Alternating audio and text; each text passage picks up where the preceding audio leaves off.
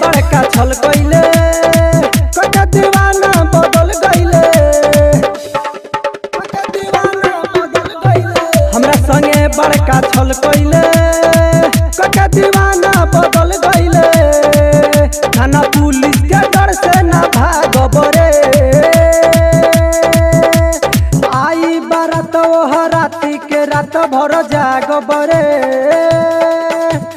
तोरा भतारा के सीना में गोली मारब रे छौरी आई बारात ओह राती के रात भर जागब रे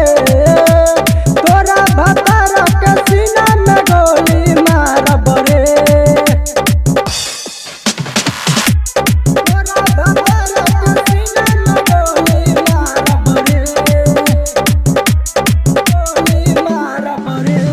देखिल दिलवा पर हमारा लिखल बा तोहरे नमवा कौना हवा में ते उड़ता रे करता रे ऐसन कमावा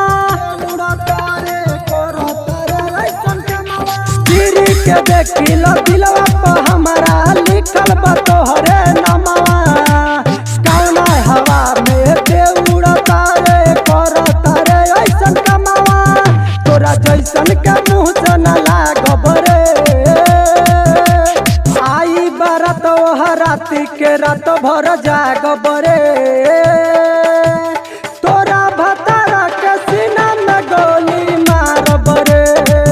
छौरी आई बारात ओह राती के रात भर जागब रे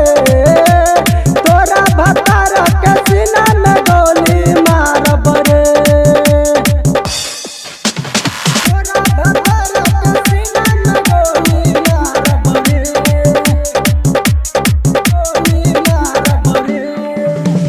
राइटर नरेंद्र के तेही सिखवले प्यार करे के तरीका चंदन अभिनंदन कहता रे अब करता रे अब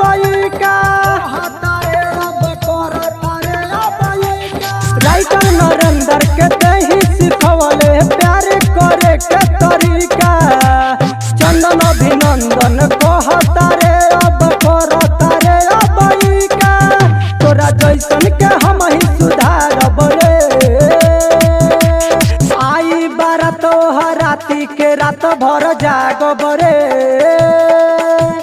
तोरा भतारा के सीना में गोली मारब रे